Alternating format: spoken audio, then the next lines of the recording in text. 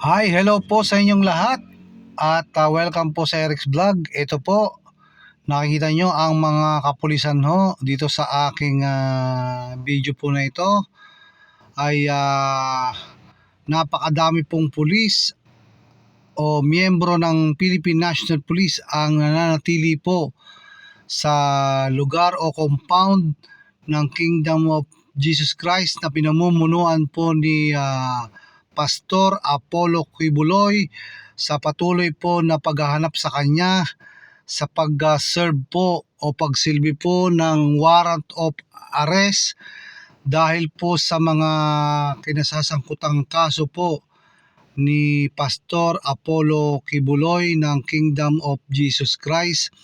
At ayon po sa spokesperson ng PNP ay patuloy po ang operasyon at mananatili po ang kapulisan doon sa gitna ng pag-issue ng korte sa Davao na alisin ang mga barikada sa lugar upang hindi makaantala sa daloy ng trapiko doon po sa harap ng compound ng Kingdom of Jesus Christ dyan po sa may Davao. So ayan po, nagsalita po ang spokesperson ng PNP para po ipaliwanag na mananatili ang mga kapulisan sa patuloy po na paghahanap kay Pastor Apollo Quibuloy na namumuno po sa isang relihiyon o sekta o grupo dito po sa Pilipinas. Ito nga pong Kingdom of Jesus Christ. So marami po ang mga miyembro ang hindi sang-ayon dito po sa nangyayari kay Pastor Apollo Quibuloy sa kanya pong pagtatago doon po sa compound ng Kingdom of Jesus Christ. Subalit, ano nga ba talaga ang mga kinasasangkutang kaso at paano po ba nag-umpisa itong mga problema po na legal na kinakaharap ng kanilang pastor na si Apollo Quibuloy? Dahil ho, maaring marami po ang hindi nakakaalam doon sa mga sunod-sunod na pangyayari po na may kaugnayan po sa legal battle po o legal troubles na kinaharap po ng kanilang Pastor Apollo Quibuloy. At maaari din pong hindi alam ito ng mga ibang Pilipino po na hindi nakakilala masyado at bigla na lang nakita sa telebisyon, social media, sa internet at ibang mga website. Ito pong mga pangyayari na nagaganap po ngayon sa Davao na kung saan nga po ay patuloy na hinahanap po ng PNP sa pamumuno po ni General Torre itong pagtatago nga po ng pastor ng Kingdom of Jesus Christ. So sila po ay nananatili dyan umaga, hapon, gabi, at sa ating pagkakaalam ay nasa ika-6 na araw na po ang ginagawang paghahanap ng pamunuan ho ng PNP. So ano nga po ba talaga ang mga legal troubles na kinaharap po ni Pastor Apollo Quibuloy mula po nung nag-umpisa ang mga samot-sari pong mga kaganapan? So noong 2018 po, si Quibuloy po at yung 5 miyembro po ay nakulong daw sa Honolulu ayon po sa report ng GMA at ito po ay naganap sa Hawaii. Pagkatapos po na ang custom agents ay nakakita po ng $350,000 po at rifle parts o piyesa ng baril doon po sa private plane nila. At nung April 2018 naman ang sabi ng US FBI o Federal Bureau of Investigation sa Amerika, inimbestigahan nila yung mga reklamo na yun daw pong mga miyembro ng KOJC members ay pinapadala sa Hawaii para magtinda ng pagkain at para po sa kanilang fundraising po.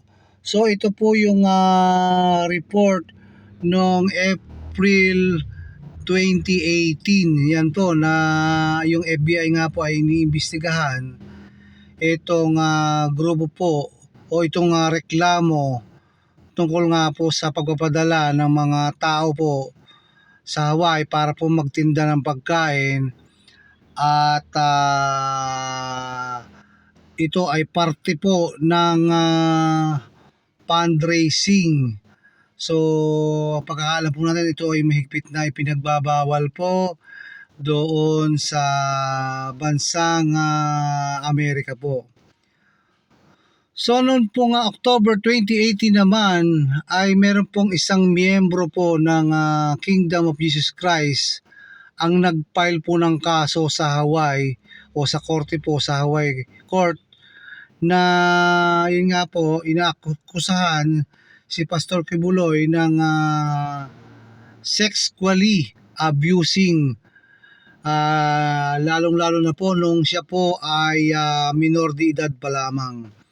So yan po yung unang kaso na ipinail po ng miyembro po ng miyembro niya sa Kingdom of Jesus Christ. Ito nga po ay may patungkol dito sa sexually abuse po na kaso dahil po nagsimula ito nung minor pa po yung nagreklamo. So yan po yung October 2018. At nung December 2019 naman po ay may isa na namang worker po ng KOJC ang nag-file po ng rape, qualified trafficking in person and child abuse against Kibuloy po. Jacqueline Roy, Crescente Canada, Pauline Canada, Ingrid Canada before Davao prosecutors. So ito po ay naganap naman sa Davao, yung pong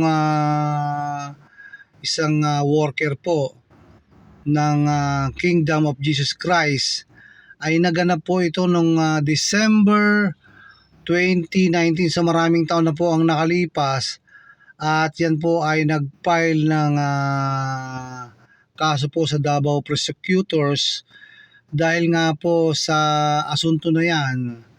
Hindi lamang po kay Pastor Apollo Kibuloy, ganoon na rin po sa ibang mga kasamahan pang nabanggit. At nung January 2020 naman po, yung administrator ng Kingdom of Jesus Christ na si Gia Kabaktulan, Marisa Duenas, and Amanda Estopare ay napaulat po na sila ay inaresto ng FBI sa Amerika dahil po sa kasong human trafficking.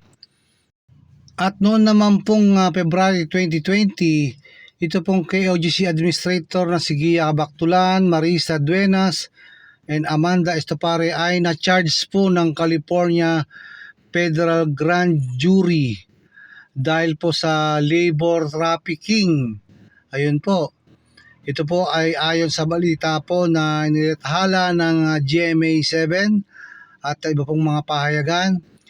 And it was found they conspired to commit serious offenses. So yan po ay naganap noong February 2020.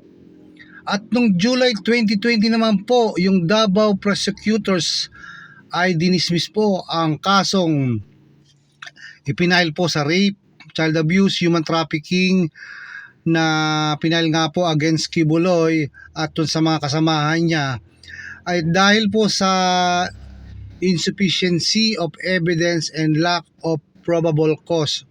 So yun po yung nangyari noong buwan ng July taong 2020 po. So yan po ang mga kaganapan ng mga panahon na yon sa patuloy po na pagharap ni Kibuloy sa mga samot-sari pong mga legal troubles, hindi lang po sa kanya, pati po sa kanyang mga kamiyembro. So yan po ay naganap noong panahon ng July 2020.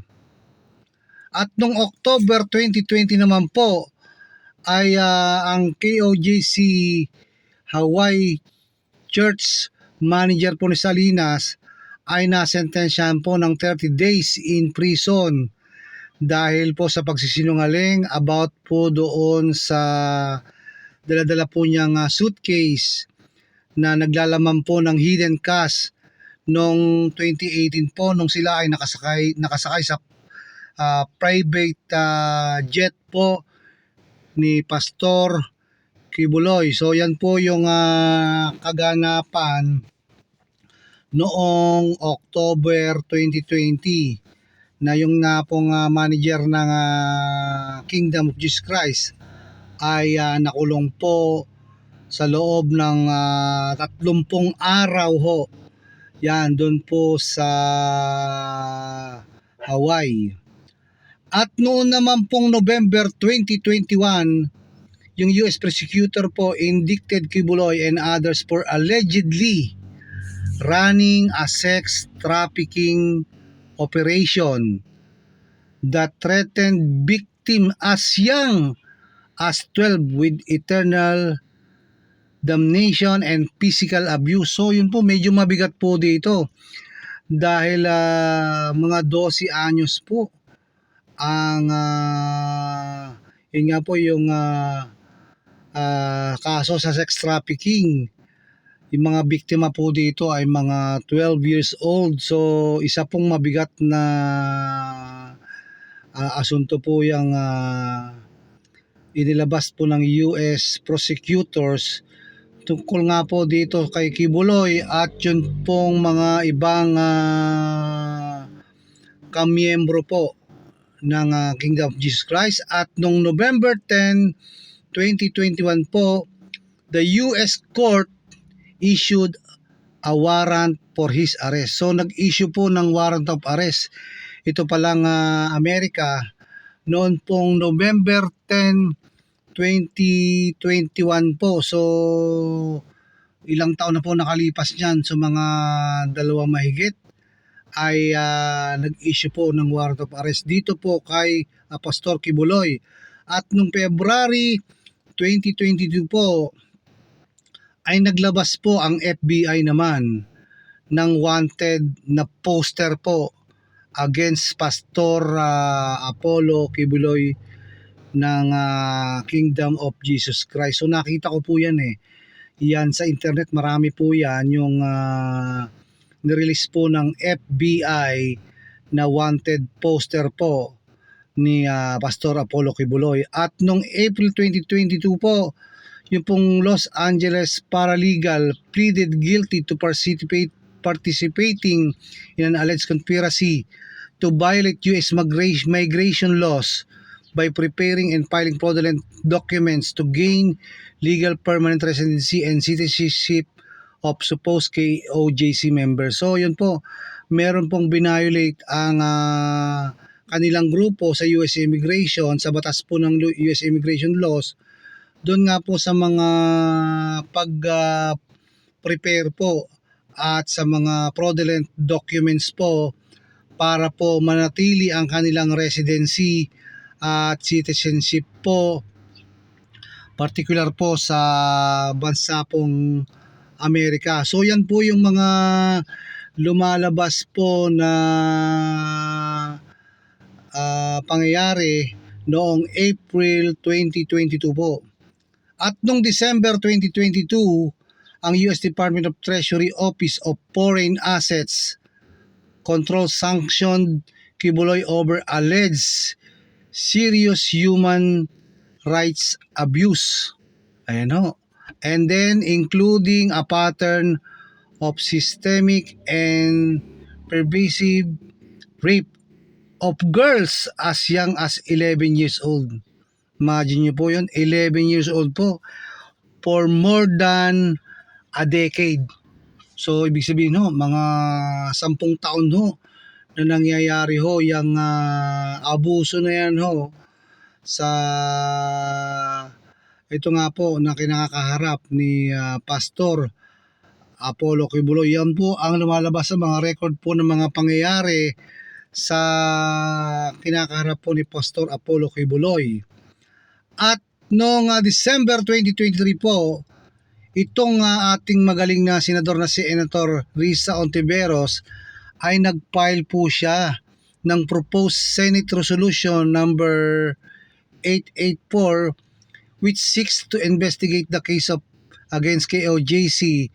So yun po yung gusto niya pa imbestigahan itong KOJC in aid of legislation para po malaman to allow us determine whether our human trafficking laws able to cover large scale and systematic acts of trafficking done under the cover of religious organization. So nung December 2023 po ay nangyari yan sa pangunguna po ni Senator Risa Ontiveros para po maimbestigahan at mai-apply kung ano ang pwede pong batas na aakma dito nga po sa tinutukoy nga po na nangyari po sa mga human trafficking at mga ibang acts po na nakomit po ng grupo po ni Pastor Kibuloy. So ayan po ay nangyari noong December 2023 po. And ayon pa rin po sa balita, noong December 2023, Senator Risa Ontiveros also revealed accounts of victims who were allegedly exploited or sexually abused by Kibuloy. So ayan po yung mga balita po na lumabas at yan po ay nangyari noong December 2023 po.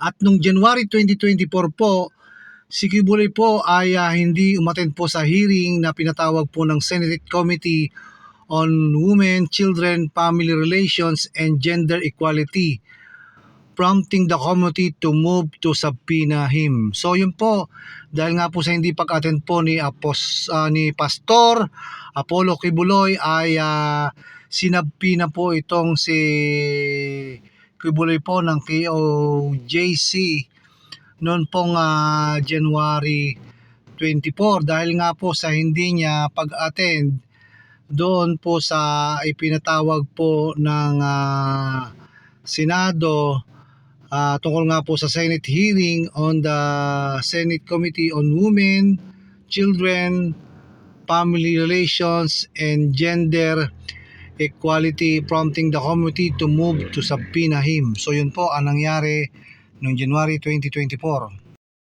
At noon naman pong February 2024, the Senate officially issues a subpoena against Kibuloy. Senator Risa warned Kibuloy of arrest should he fail to attend the next hearing. So pag hindi po umattend ng next hearing, itong si Pastor Kibuloy ay maa-arresto daw po. Ayon po ito kay Senator Risa Ontiveros po na nangyari po yan noong February 2024. At noon pong February 2024 din po ay Kibuloy said he was hiding due to alleged threats to his life.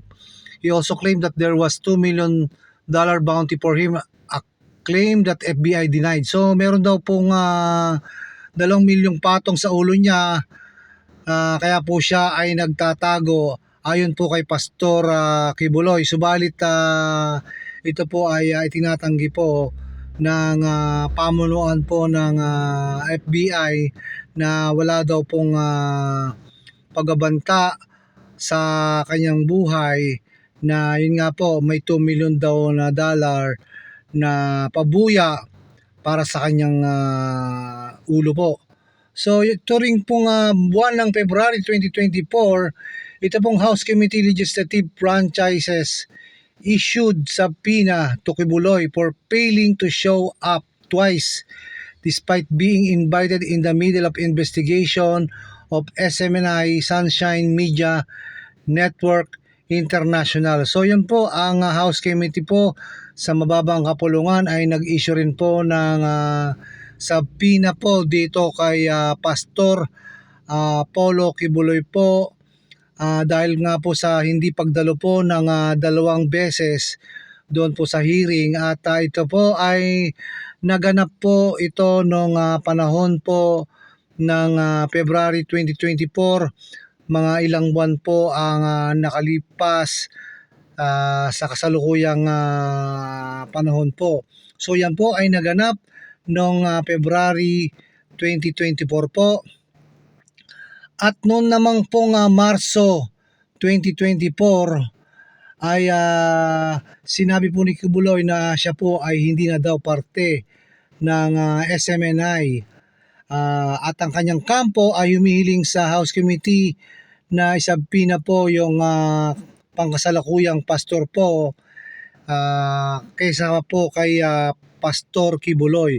So ito po ay nangyari noong March 2024 at noong March 2024 po ay sa Senado po sinabi po ni Senator Rita Ontiveros cited Kibuloy in contempt after he repeatedly ignored the subpoena issued by the Senate. So ayun po dahil nga po sa hindi pagdalo ni Pastor Kibuloy doon po sa pag-iimbita po ng Senado.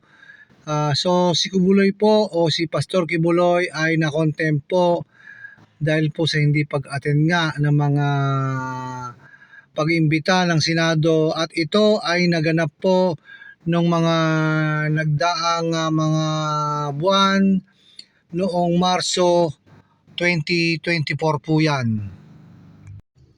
At noon naman pong buwan din po ng March 2024, a judge in the Central District of California ordered the unsealing of the arrest warrants against Apollo Kibuloy and his co-accused regarding cases of conspiracy to engage in sex trafficking by force, fraud, coercion, sex trafficking of children, conspiracy, and cash smuggling.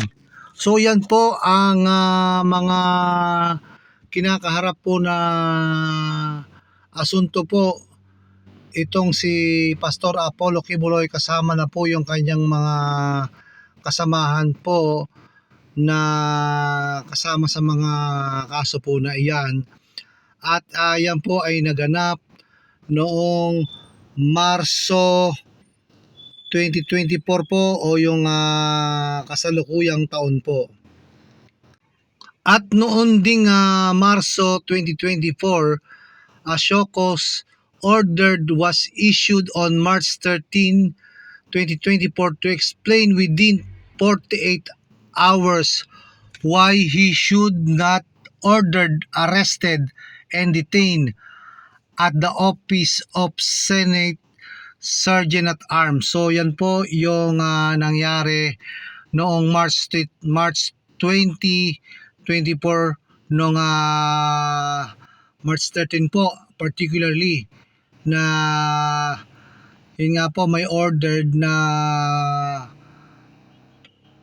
in-issue at pinagpapaliwanag within 48 hours na why he should not ordered arrested and detained at the office of Senate Sergeant at Arms. So yan po yung nangyari noong March 2024 at nung March 2024 po or nung March 19, the Senate release, ayun po, nag-release ng arrest order against Apollo Kibuloy po dahil po sa unduly and refusing to appear despite due notices at the hearings of Senate Committee. So siya po ay pinapatawag na ilang beses at dahil nga po dyan ay nag-issue na po sila ng arrest order against po dito kay Pastor Apollo Kibuloy po ng Kingdom of Jesus Christ dahil nga po sa hindi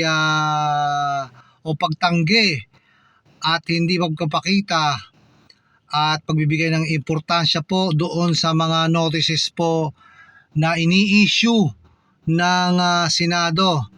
Kaya hindi po siya nakaka-attend. So yan po yung nangyari noong March 2024. At noon din pong buwan na yan, the Department of Justice later announced that the qualified human trafficking charges under Section 4, Clause A of Republic Act 9208 as amended pursuant to the resolution were filed before a Pasig court. So yun po, nag-file po doon sa Pasig court. Ito nga po may kaugnayan sa Republic Act 9208 nga po na about the qualified human trafficking charges po na ibinabato po o inilabas po ng o in-announce ng Department of Justice po dito po sa Pilipinas. So yan po ang nangyari din noong panahon. At noon din pong March 2024 ay may charges under Section 5 of Republic Act 7610 or the Special Protection of Children Against Abuse. So yun po, Exploitation and Discrimination Act, and under Section 10A of the same act were also filed against Kibuloy before a Davao court. So yun po, may mga charges po na pinail doon po sa Davao under Republic Act po na may kaugnayan po sa Special Protection of Children Against Abuse, Exploitation at Discrimination Act po na nangyari po noong March 2024 po doon po sa lugar ng Davao City po o doon sa Davao Court. At noon naman pong April 2024 ay nag-issue na po rin ang Davao Court ng warrant of arrest dito po kay Pastor Apollo Kibuloy at doon pa po sa 5 akusado po ng KOJC po o yung mga kasamahan po ni Pastor Apollo Kibuloy. So yan po ay nangyari naman noong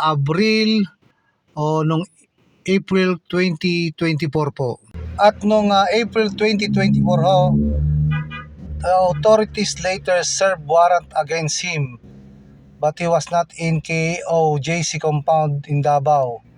The warrant was handed to the administrator of KOJC. So wala ho si Pastor Apollo Kibuloy ho doon sa Kingdom of Jesus Christ compound po doon sa Davao at ang warrant po ay ibinigay na lamang po doon po sa administrator ho ng Kingdom of Jesus Christ. So yan po ay naganap noong April 2024 po sa taong kasalukuyan.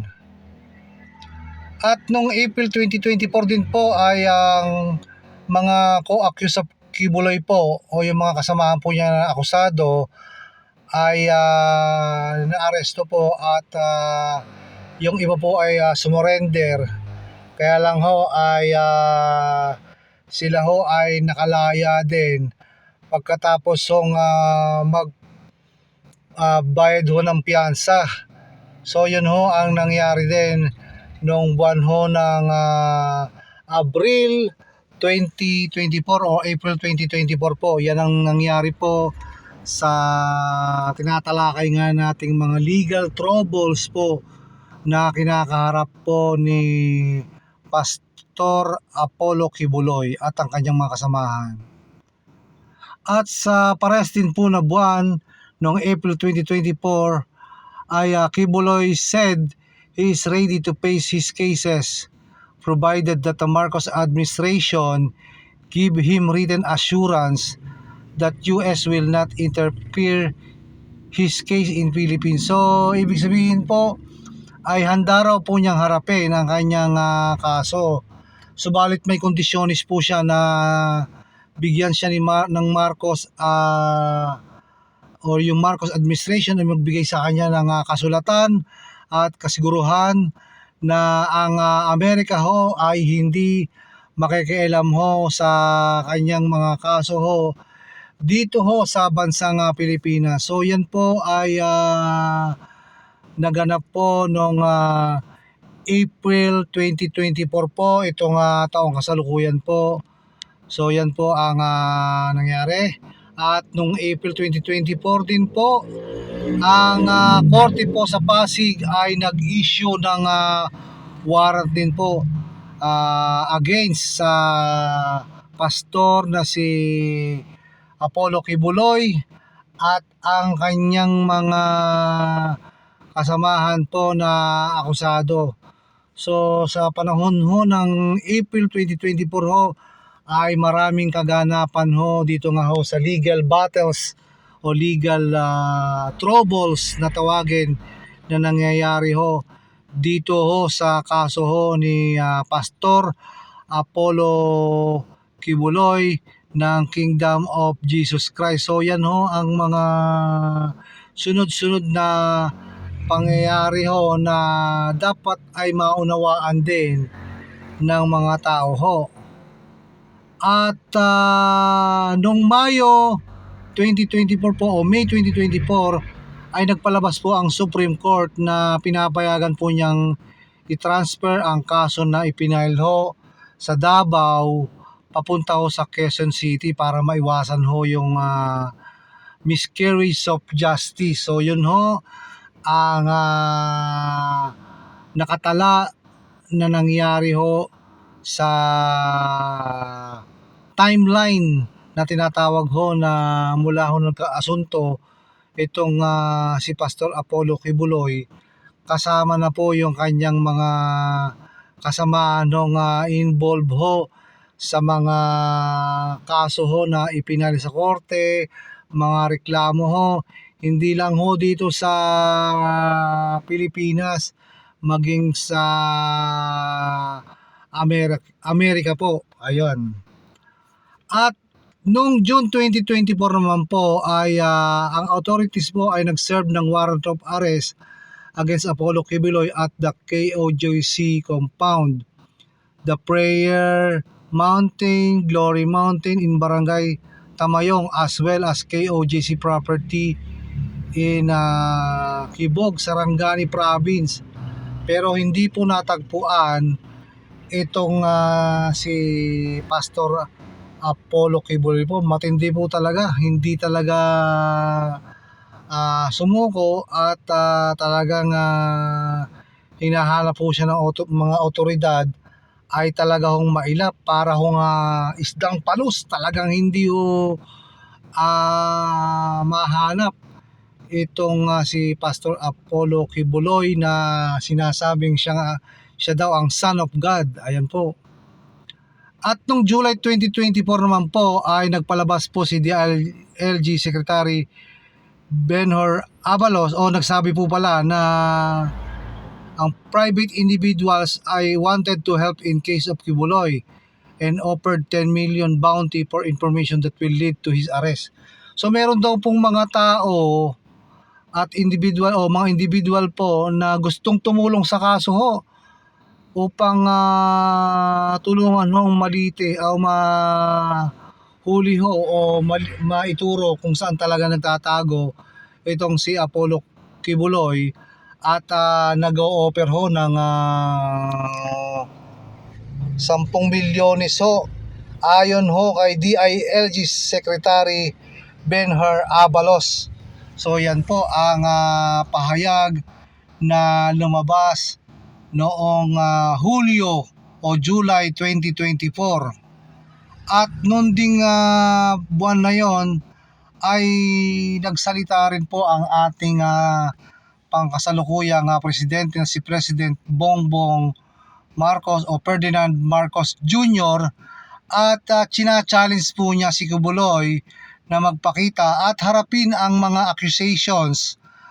At dahil ho ay sinabi ho niya ay sinabi po ni Presidente Marcos na sinusunod lang daw po niya ang ayon sa batas, at kaya naman po ay kanyang gusto talagang ipaharap o harapin ni Kibuloy ang mga kasuhong kinakaharap nga ho ni Kibuloy sa mga korte at mga sa Senado, sa House Committee po. At noong August 2024 naman po, the Court of Appeals issued a freeze order against Kibuloy's bank accounts. Actually po yung bank accounts niya dito ay 10, 7 real properties, 5 motor vehicles, at yung isang aircraft. So malamang ito yung ginamit dati noong 2018. So yan po yung mga ari-arian at mga bank accounts po na pinapipris po ng Court of Appeals, at yan po ay nangyari noong Agosto 2024 po, ngayong taong kasalukuyan. So yan po ang pangyayari po noong August 2024 na inilabas ho ng Courts of Appeals. Alam ko may mga bangko pa po na pinasara dyan. Alam ko yung SMNI ay kasama rin po sa mga pinasara o prinis yung account. So ito po yung sinasabi ko kanina na kasama po dyan sa bank accounts na pinapipris po o sa order po na yan ay yung mga accounts po ng Kingdom of Jesus Christ, at yun pong Suara Sug Media Corporation. So kasama po yan sa pinapipris po ng Court of Appeals dahil nga po sa sunod-sunod po na asunto at mga legal troubles po na kinakaharap po o mga accusation o mga pinali po sa korte, sama-sama na po. So ayan po ang inilabas po ng Court of Appeals. Ayan po. At ito pong August 24, 2024 po ay napakarami po ng PNP personnel ang nagpunta po sa Kingdom of Jesus Christ compound ni Apostol Apollo Kibuloy doon po sa Davao City para po iserve yung arrest warrant po against po kay Pastor Kibuloy. Subalit marami po ang miyembro po ang tutol doon po sa dami ng tropa ng PNP na nagpunta po doon upang halughugin ang buong compound po ng KOJC. Ayan po, makikita nyo dyan yung mga kapulisan na napakadami ho na talagang naghalughog ho sa buong lugar, at hanggang ngayon ho ay hindi pa rin ho makita si Pastor Apollo Kibuloy. Alam ko mga 6 na araw na po nananatili ang mga PNP personnel po doon sa compound po ng Kingdom of Jesus Christ po. So yun po ang timeline na nangyayari para po sa kaalaman ng lahat. Yan po ang mga asunto na pinagmulan po hanggang umabot po sa ngayong sitwasyon po. So abangan po natin yung mga iba pang mga kaganapan po na mangyayari po dyan sa paghanap po kay Pastor Apollo Kibuloy. So hanggang dito na lang po muna.